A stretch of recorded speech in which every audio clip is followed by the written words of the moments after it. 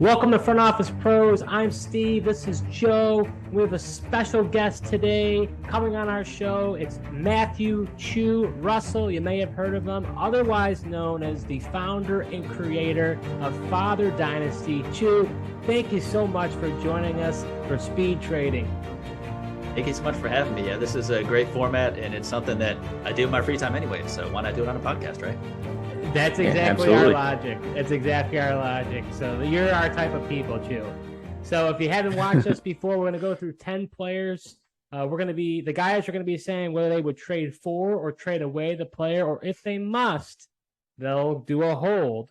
And we know that Chew is a Carolina Panthers fan, so we may have a few Panther players, in our list. So let's start off with the player that used to be a Carolina Panther. What do you do, Chew? Would you trade for or trade away running back Christian McCaffrey? Well, so this one hurt my heart a bit. Saw this one first on the list, and I would just, before anything, I don't have a single hold in this list, but this was the closest thing I had to it. I'm certainly one where, when you have a running back who he's getting, he's 26 now, he'll be 27 next June. I know he's going to an incredible offense in San Francisco. This first week he wasn't even expected to play initially. So the fact that he still got, I think it was 10 touches is pretty great. He was doing pretty well in Carolina the first couple of games, still on pace. I think he was top 5 PPR rankings. But I have concerns. He's still going to keep being the same Christian McCaffrey that we all know and love. But again, he is getting older. 2019, he had that unbelievable 403 touch season where he was the RB1, and that's fantastic. But he's never going to do that again. There's no way that he can withstand that. And again, it was just after that 2019 season that began the string of injuries where it was a shoulder. It was a number of different things that just kind of cavalcaded into him missing a majority of 2020 and 2021. And I know he's been healthy this season. That's fantastic. I'm happy about it. But I really don't see him, beyond call his age 28 season. So this season, I think he's going to finish as an RB1. Next season, probably do pretty well. But again, unless it becomes a slot receiver at some point, I've got to sell this guy because, in San Francisco. Ooh, here we go. I was waiting for it. Where are we going? It's a sell. I really think that just like the Madden curse, I think there's a San Francisco running back curse. And I don't know what it is with the injuries there. Again, they use everyone's a weapon. Debo's a wide receiver. He's a running back. McCaffrey's going to be a running back, but kind of a wide receiver, I'm sure. He's going to get utilized well, but he's never going to see the volume again he did in that 2019 season. And it's a sell for me. And you can probably get somebody to buy based on the fact that they think that 2019 season is going to be recreated. And I can tell you, it's not. Yeah, I agree. I mean, that 2019 season was magical. He's probably never going to get back to that. I mean, that'd be really tough to do. And then he's only getting older. So that makes it even tougher on top of it. I'm still somebody, if I'm in a Dynasty League and I'm looking to compete, I might trade for the guy.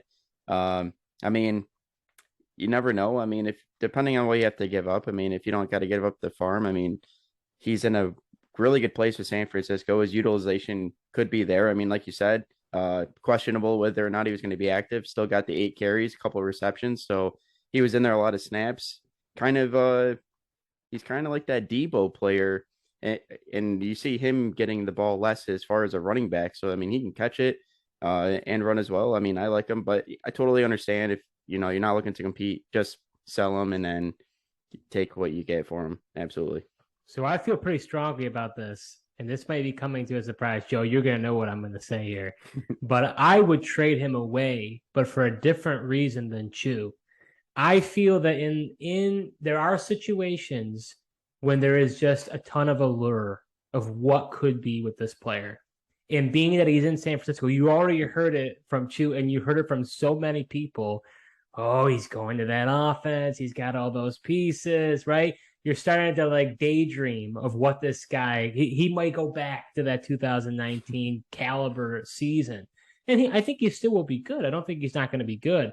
But that mystery is when you don't know what the value is for a commodity, then there's room for you to possibly give up too much. If it was me, I know this sounds crazy, probably.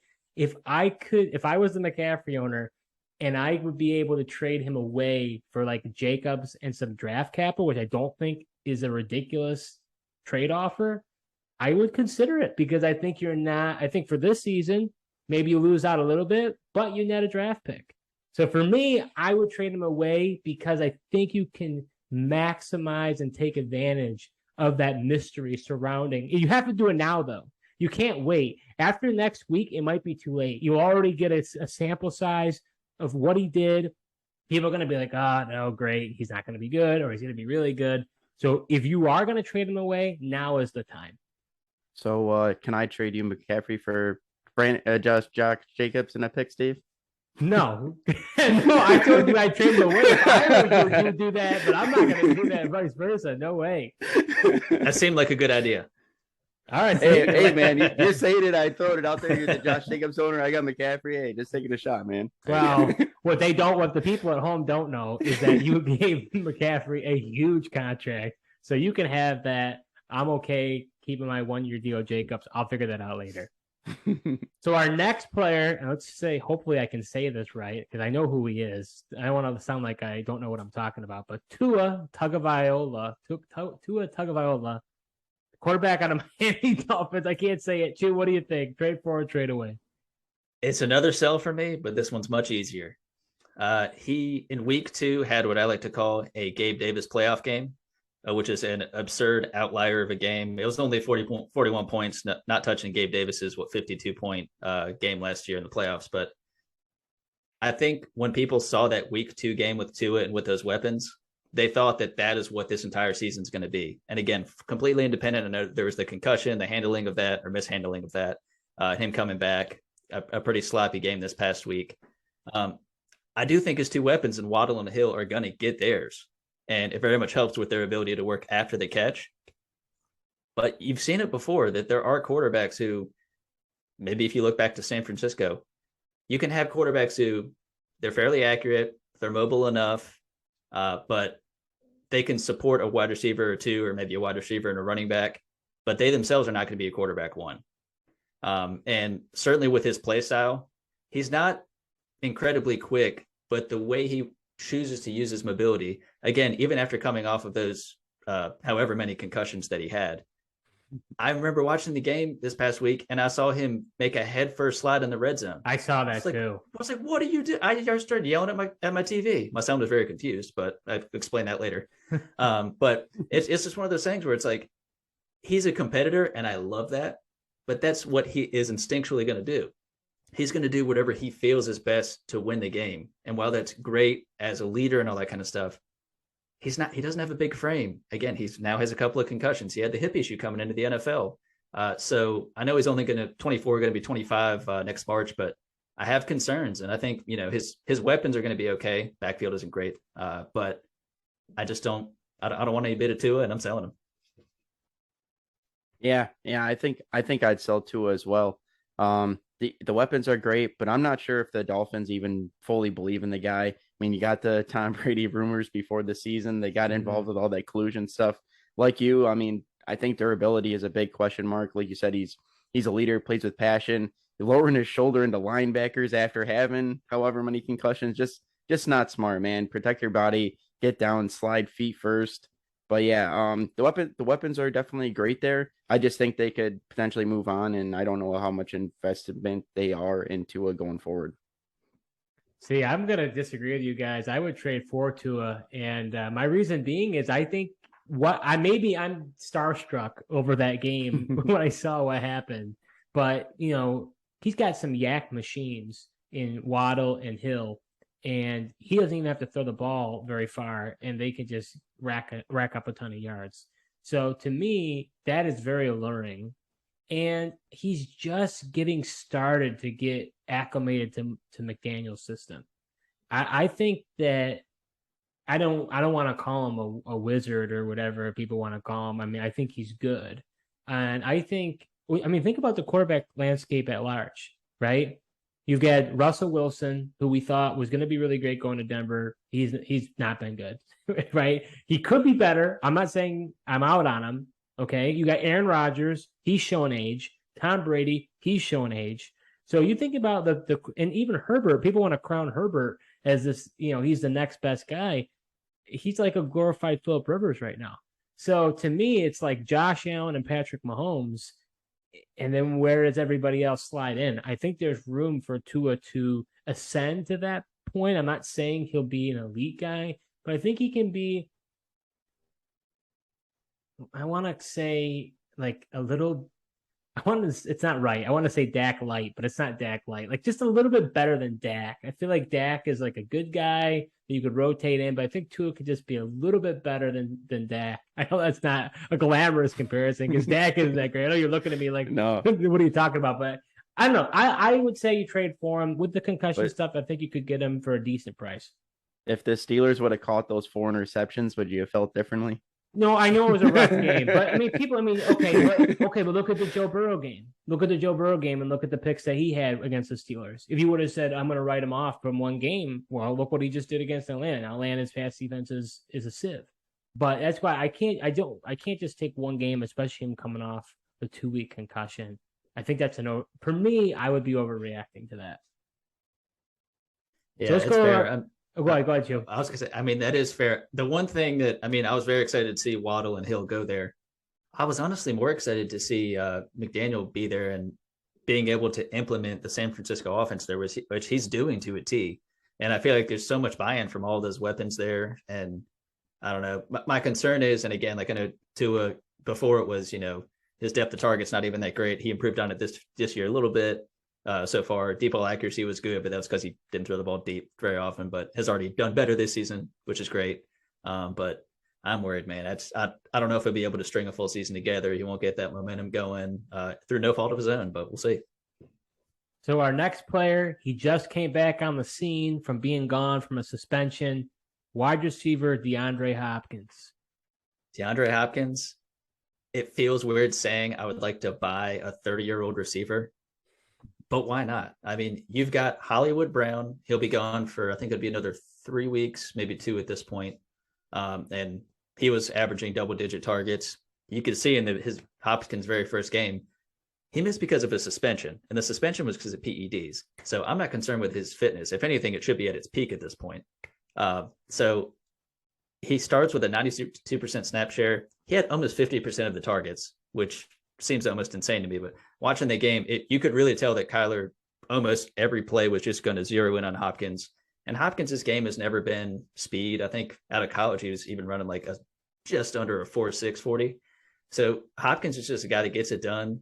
And I really do think that even once Hollywood Brown comes back, AJ Green's not a threat. Rondale Moore's filled in a little bit every now and again, but still not great. I really think that Hopkins and Brown can work alongside one another. And I'm also hoping that for, someone trying to buy DeAndre Hopkins, he's a good value because people will just see the age and they'll be like, yeah, DeAndre Hopkins, he was good like a decade ago, but now we got to get somebody else. Then if you're competing, go buy DeAndre Hopkins for cheap and you got production.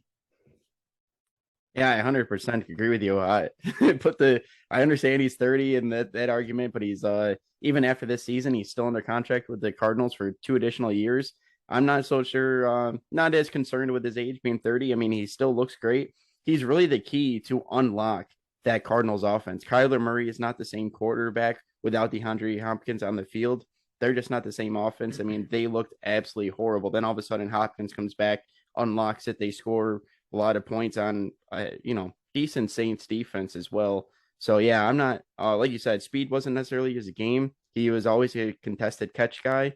So, I mean, the way Murray just targets him and hyper looks for the guy, Marquise Brown doesn't really concern me either, even when he does come back later in the year, because he might get a few deep down the field targets a game, but it's still going to be the lion's share to Hopkins, I believe.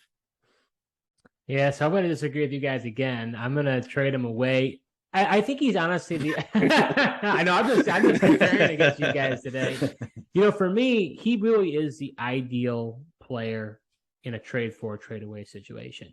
If you're a rebuilding team and you're not going to make it, this is a great opportunity to trade him away and for a win now team to be able to trade for him. I just think that the age is somewhat concerning. I know he wasn't out for durability concerns, but he has been dinged up from time to time. I think for me, I no knock on the player. I hope people held on to him. Hopefully you didn't trade him during the PED stretch, or else that's really concerning. But this is the best time to trade him right away. He just came back. He had I forgot, I think it was at least 10 plus targets. I mean, he had a great game. This is the perfect time to trade him away. And I think you could get a wide receiver too. I can't think of somebody off the top of my head, plus some draft capital for him. And I think the production could be marginally different. So to me, I would trade him away. No knock on trading for him. I think he is going to produce. But I think that long term, you could get some more longevity with somebody just maybe a step under, plus a little extra you can get for him. So our next player just came back from being injured. Gus the Bus Edwards. What do you think, Chew? Gus the Bus. I love the nickname. I'm going to sell the player.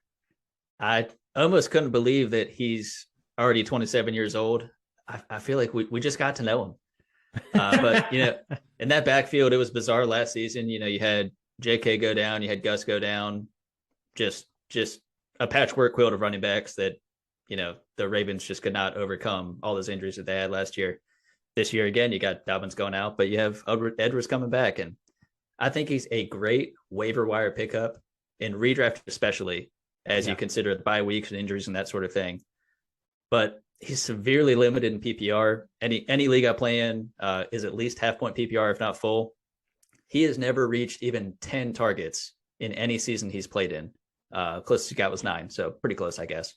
But, if you're not a guy nicknamed the King, or if you're not a guy known as the best pure runner in the NFL, it's tough for me to buy into a run-specific running back. And he's never going to get the volume. Again, he got, I think it was 16 carries this past week.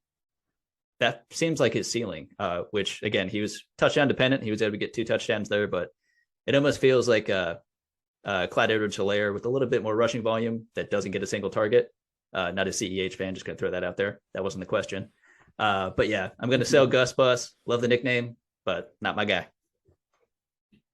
Yeah, I agree. I'd have to sell him as well. I just, like you said, the volume's just not there. With Lamar there running as well, he could easily take away the touchdowns in any given week as well. His value is really dependent on falling into the end zone, as you mentioned, because of the fact that he doesn't really catch passes. So, maybe a running back team needy team will be looking to acquire him. And if so, I would definitely be trading the guy away. Yeah, I'm going to disagree with you guys. I would trade for Gus Edwards. For me, I think, based on what you guys are saying, I think I can't say this for sure. This is completely anecdotal based on these two guys and what I think would be what others would say. I don't think many are very high on him. You're right. He doesn't have that pass catching upside. But to me, I'm not a believer in J.K. Dobbins. I am one of those. I am really, really low on Dobbins. So maybe you guys are high on Dobbins. So that's a part of my rationale why I like Gus. But I actually think that Gus could be relevant, down the stretch. I'm not saying I would start him, but he'd be a guy I'd like to have. Running backs get injured all the time. So I could probably trade for him and not trade away too much to acquire him and just have him in my reserves just in case of a bad day where I have a ton of buys or a lot of injuries. I think he can be productive. I'm not expecting a ton out of him, but to me, he's one of those pieces that he could have a good game, and I think he has shown to get that work from Baltimore before. So for me, I'm trading for him. So let's see if I disagree with you guys here. So we're going to go to the next player, wide receiver Diontae Johnson. Diontae Johnson, it's a guy who, coming into the league and watching him play with what was pretty atrocious quarterback play, I had not really bought into him, but I'm buying him here. He just signed his 2-year extension before the season. I really didn't think they were going to get it done, as I know Pittsburgh is basically just a wide receiver factory, drafting people. Oh, yeah. I mean, and then they just get money elsewhere, which is fine. But, Johnson, again, has not really gotten much by way of good quarterback play, or at least, getting above average quarterback play. But, excluding his rookie year, I mean, in 2020, he was wide receiver 21. This past year, wide receiver 8. Again, I understand he was getting insane volume. And again, this was for PPR, so that's very helpful. But this year so far, I know he was dealing with a little bit of Mitch Trubisky the first part, and only very recently Kenny Pickett, who then got hurt, and then you got more Mitch Trubisky. But Pickett was also coming into an incredibly tough part of the schedule. And again, he still has another tough game. I think the next one is against the Eagles. But after that, they have a bye. And I really feel like Pickett is going to kind of settle into his own. Again, I'm not saying he won't throw a pick again. I think he's going to become a little more efficient and, get a little more comfortable with the offense as a whole. And Pickens is the sexy pick. He's the one that's going to make the OBJ-esque catches. But when you're looking at PPR, you're looking at a guy that's going to get volume and a guy that I think the Steelers organization as a whole really has trust in. I think that's Diontae Johnson, so I'm buying him. Yeah, it's interesting. And make a decent argument. I'm somebody who's a Diontae Johnson owner in the Dynasty League, and I'm kind of leaning towards trading him away. I'm nervous. Kenny Pickett scares me. Diontae seemed even a little better with Trubisky in there. Pickett really, I know Pickens is sexy pick, but Pickett seems to like throwing it to him. I know that Johnson's still getting the lion's share of the targets. I mean, he's got his drop problems as well. But then I see him kind of when he needed it the most at the end of the game there, he's targeting Pat Freiermuth as well. So he's kind of there. I don't know. Steelers offense as a whole, I don't know how much passing volume's there. So it kind of concerns me. I think if I can get decent value, I'd like to trade away Diontae Johnson. I'm with you, Joe. I'm trading Diontae Johnson away.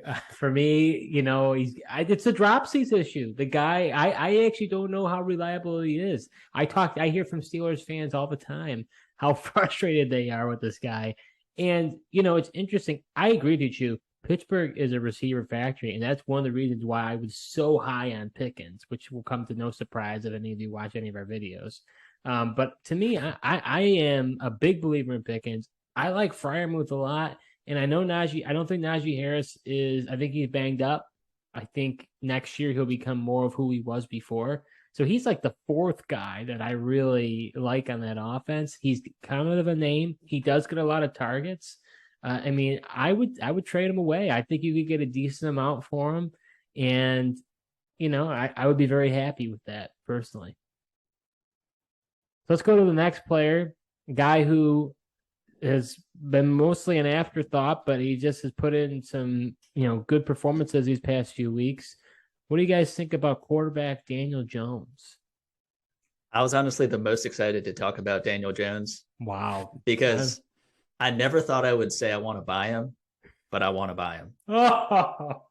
So, and this is independent of my family's New York Giants fandom. So 25, he's going to be 26 in May. I know they did not pick up his 5th-year option, which is traditionally a death knell. I know that was, it was going as we're not picking up your 5th-year option.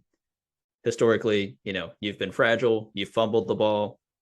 You've been erratic. You've had some good games. You've been mobile at times. But as a whole, you don't really look like, we had Eli Manning before. He was the pinnacle of consistency, aside from the end of his career, no offense. But I don't know. I really am so glad that Dable came in there, and I think he is maximizing this offense as best as any human being possibly can. You can definitely still see their limitations, but they have one loss. It's insane. And I'm not saying it's on the back of Daniel Jones by any means. But I mean, he's 2nd in quarterback rush yards behind Lamar Jackson, of course, 3rd in rush attempts, and he hasn't missed like half the season this far, which is what would usually be the case. So I think he is poised to earn a modest contract, maybe become like a expensive bridge, maybe a 2-year, 3-year deal. Because the good thing is he's not doing so well, at least from maybe an NFL standard, that he's going to warrant some crazy contract that the Giants aren't going to pay him. He's doing well enough in the Dable system, and I think has earned his trust to where he's going to get a really, really solid contract that they can afford. They can continue to build the team through draft picks, through signing people that aren't named Kenny Galladay. And he's got Wan'Dale Robinson now, who he's been banged up, but, coming in and I think has done pretty well. Bellinger, a guy who I was excited to see do well. Sorry to see he injured his eye socket, which sounds horribly painful. But yeah, Daniel Jones, I'm buying him. Yeah, as crazy as it sounds true, I think I agree with you. I think I'd like to buy him as well. I don't see, as Steve mentioned earlier, the quarterback market is pretty bleak out there as far as who's going to be available. And I don't know who the Giants would view as better than just signing Daniel Jones. I mean, the guy had never had a true like offensive mind to learn behind or a system guided towards him. And he had a series of bad coaches, finally gets stable coming over from Buffalo, seems to be on the same page with them, designing plays that Daniel Jones seems to be figuring out. And like you said, I mean, he doesn't even have the best weapons right now, but he's halfway decent with Saquon Barkley back in that run game. Their defense, they're 6-1. I think the Giants could do a lot worse going forward. And I think you could also do a lot worse than Daniel Jones in fantasy. So I'd like to buy him. So you don't think Pat Shurmur is a good offensive mind, Joe? Absolutely not, man. I mean, I don't even know why the Broncos even bothered with the guy, but yeah, the guy was awful, man. I think Fangio just signed him because he was older like him, and they trying to run like a 1970s offense in 2021. So I think you guys are in an absolute trance. I'm trading him away as fast as possible. Steve. Oh, absolutely. I can't believe that you want him. Man, I wish I had him so I could trade him away to you. Here's the thing. We're playing fantasy football. We're not playing NFL live here. I mean, yes, the Giants are winning games, but who is he throwing the ball to? I mean, it's really who you should be really appreciating is running back Saquon Barkley. Not saying you guys aren't, but to me, he's got rushing ability, but I believe in the death nail. I don't think that maybe Daniel Jones comes back. It's one of those things I don't know. And we're not going to get on this bunny trail here. I don't know if the Giants are actually that good. And so they're in like a really tough predicament where they're actually winning games. So then they're saying, oh, well, maybe Daniel Jones is the guy. And then they do that. And then the next season they get, it ends up falling off the rails. So to me, I would trade him away. This is the best time to trade him away. This is probably, you guys can keep me honest, probably the peak of his value right now. Would you say? 100%. Yeah, that's fair. I would say it's the peak of his value at this point. So to me, this is a great time to trade him away. Yeah. So we do talk about IDP players. So let's go to our IDP first player, Carolina Panther here, too. Defensive end, Brian Burns. Brian Burns, I'm so glad they picked up his fifth-year option. I really hope, at least as of this recording, he's not traded yet. We still have a couple of days, but between him and DJ Moore, a couple of the other defensive players, Jeremy Chin, Horn. So Brian Burns, I think, is a true staple in this defense. And again, I'm sure it may seem like it would be good for him to maybe go to a different team to help his fantasy stock, but I'm buying him. Even if he stays on the Panthers, which is what I'm envisioning he's going to be doing. He had a 7.5 sack rookie season, followed up by consecutive 9 sack seasons, and he's on pace. Again, I know it doesn't always average out quite this way to reach his first double-digit sack season. He's a top edge rusher in this league, and I've learned in fantasy with IDP, it's not always the sexy names. Like there's a couple they're big names and they've produced in fantasy. It's sometimes the guys that slip under the radar. Burns is a bit of both. I mean, athletically, he's incredible. Watching him out of college, I'm so glad that the Panthers got him. And he's been every bit of what I thought he could be and more. So, as the Panthers are going into this rebuild, the best part of their team, even still now, is that defense. And that's going to stay that way. Again, I know I think 2 or so years ago, they literally spent every draft pick but one on defense. And it shows. So I think that he'll be there for the long haul. I really hope. And, with the defense around him and just his production as a whole, he's going to be a good buy. Yeah, I think so too. I'd buy him as well. I mean, like you said, he's a young player. If you watch the Panthers games, I mean, he's always flying in and around the ball. He's always around the quarterback, and our league awards quarterback hits and stuff like that. So I mean, even if he doesn't get the sack, he's getting you some points. I don't think the Panthers will trade him. I think him and Moore are kind of the two guys that they'll end up keeping and kind of build around here. So I'd be pretty surprised. And with him staying with the Panthers, I really like him forward, and we'll see if he does in fact hit that double-digit sack mark. I definitely think he can. Yeah, I'm with you guys. And Chew, you kind of stole my thunder there, but I like it a lot. The production speaks for itself.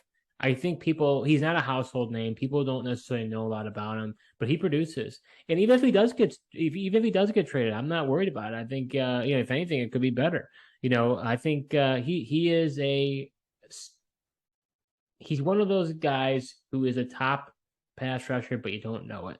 So to me, I would definitely trade for him. I think he's got a lot left in the tank. He's a young guy. Like you said, they picked up the 5th-year option. I think the best is yet to come for him. All right, so we'll go to our next player, tight end Dalton Schultz. I can confidently say this because I actually did semi-recently buy him. I'm buying him. He's 26. He'll be 27 in next July. He was the tight end 3 in 2021 with PPR, had 104 targets, and I understand that was much because of just the Dallas defense being everywhere. But he wanted the extension in the offseason. He didn't get it, and the Cowboys prioritized other people, including the ACL recovering Michael Gallup. I don't really know why, to be honest with you. But he's had the knee injury, Dalton Schultz has, and I think it's a PCL injury that he's continued to re-aggravate throughout the year, only getting, I think, 1 full game in so far. But now Dak is back. Hopefully Schultz is not going to continue to be hobbled by this knee injury. But if we're looking into next season, I don't think the Cowboys are going to tag him for the second time. Fiscally, that makes absolutely no sense at all. And, they have Jake Ferguson, Peyton Hendershot, the 2 rookies coming in. They've done well, so I think they would rather keep them on the cheap. But that leaves Dalton Schultz and another guy I like in Mike Gesicki headlining the free agent tight ends next year. And who wouldn't want Dalton Schultz as a free agent tight end at his age 27 season? That's that right age. And you've actually seen him produce. So you're not buying a commodity you think is going to reach a ceiling. You've seen what that ceiling could be, and he's very much going to possibly hit it again. So it's a buy. Yeah, he makes a decent argument.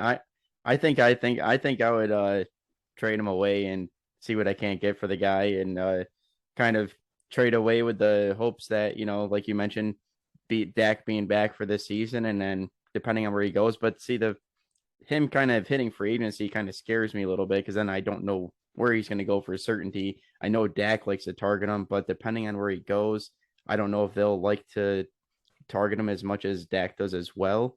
And then, I know he's got the knee thing. I believe he was injured in the past as well. So that kind of scares me. Seems like he could be injury prone. I think if depending on if the value is there, I'd trade him away. Yeah, I'm with you, Joe. I trade Dalton Schultz away. For me, he's on a 1-year deal. I don't know where he's going to go. I don't know if Dallas is going to re-sign him. I think that not knowing where he's going to go really impacts my thought process around him. And I honestly wouldn't be surprised if Jake Ferguson takes over. I mean, he was a late round draft pick. Jake Ferguson was, as well as Dalton Schultz. It just kind of, he turned on the scene last year. I don't know if he's actually going to get paid, and I don't know if he's that good enough of a player to really get the respect monetarily or just in game plan.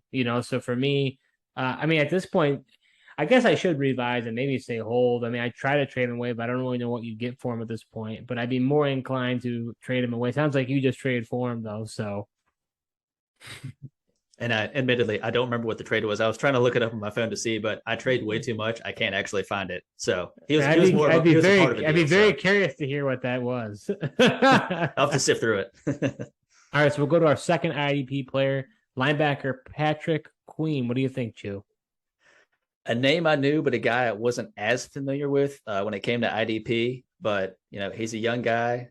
He's 23 now, and just looking at his stats over the past 2 years, and certainly with this season, I'm getting into fantasy basketball this year for the first time in many years.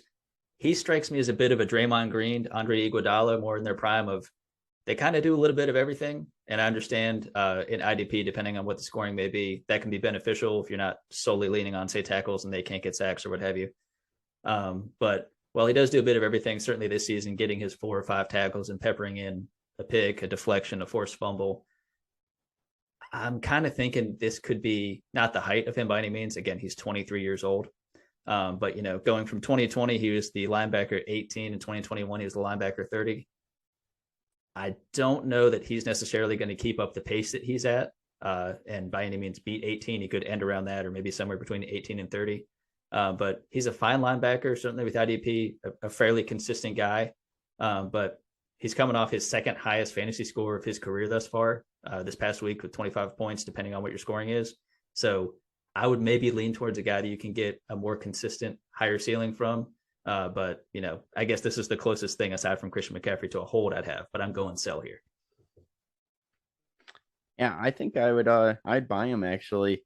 I know he was disappointing his first couple of years, and the Ravens were really disappointed in his pass coverage ability. But he's, like you said, he's a really young player. I feel like he's kind of coming into his own this year. He was a high draft pick with a lot of buzz around him, and he's got a good pedigree. And you see him this year, he seems to understand things better now, and he's flying over the field, playing fast, and does a lot better in the pass coverage. So I'd comfortable buying him. Yeah, see, I'd trade him away. I agree with you on this one. I think what concerns me, he had a decent rookie year. Then the second year he fell off. And then now this year he's really turned it back on. When it comes to linebackers, it's tough. If they're not elite, then they can just fall off the cliff. And to me, will Baltimore bring him back? Baltimore is a system that's a very linebacker-friendly system. When you have somebody in there, is he just benefiting from that defensive style? Will Baltimore keep him? Will he move on? So from a dynasty outlook, I'd be more concerned. And because he's young, I think you get a decent amount for him. And so for me, I would rather trade him away at this point. So we're going to our last player, wide receiver, DJ Moore. Another Carolina Panther, Chew. How do you round it out? I mean, you started with a former Panther, you ended with a current Panther, and I'm buying this guy. Excluding his rookie year in 2018, he's averaged 82 receptions on 139 targets and just shy of 1,200 yards over the 3 seasons following his rookie year. He's one of those guys where everybody in fantasy knows the name. Some people, I think after a couple of years, it kind of gets dull and stale when he never has a real incredible breakout year. He's kind of just a guy that is a Terry McLaurin-esque. He just gets it done. He doesn't have good quarterbacking until Sam Howell steps in for Washington, but that's for another day. But this season was yet another bump in the road when it comes to poor quarterback play. And just this past week, XFL MVP PJ Walker was the guy getting him a touchdown and reminding people that DJ Moore is still a competent wide receiver. But it doesn't look, again, like I mentioned before, Brian Burns looks like he's going to stay. DJ Moore, he, of course, had already gotten his contract extension. It looks like he's going to be staying as well. And Carolina, despite them attempting to win a couple of games here, looks to be poised to get one of the top 2 quarterbacks. And honestly, I don't care which of the 2 they pick at this point. They need a competent quarterback in there. And I know dynasty managers do kind of get clouded on the Panthers needing a rebuild and maybe thinking that all of the assets are tainted and whoever stays is maybe not worth it. But DJ Moore has shown that he doesn't need a good quarterback. He'd like one, and he's going to get one next year. So I'm okay with that. Wait, so Baker Mayfield's not a competent quarterback? Hey, you said it. I just implied it. Yeah, I don't know what you, man. This guy is tough. He's a supreme talented receiver. I'd love to trade for them, but I just can't do it, man. I think I'd like to trade him away and, maybe capitalize him actually after scoring a touchdown this week. The quarterback play is just too scary for me. If I can trade him away and get a decent amount back, I'm gonna go for it just because it's not. And again, it has nothing to do with his talent. He's shown it time and time again. This guy is a really talented receiver, and like you said, similar to Terry McLaurin, just the quarterback holds him back. And even if with the rookie stepping in, I just don't know if that's really gonna help him. So yeah, if I can trade him away, I'm gonna.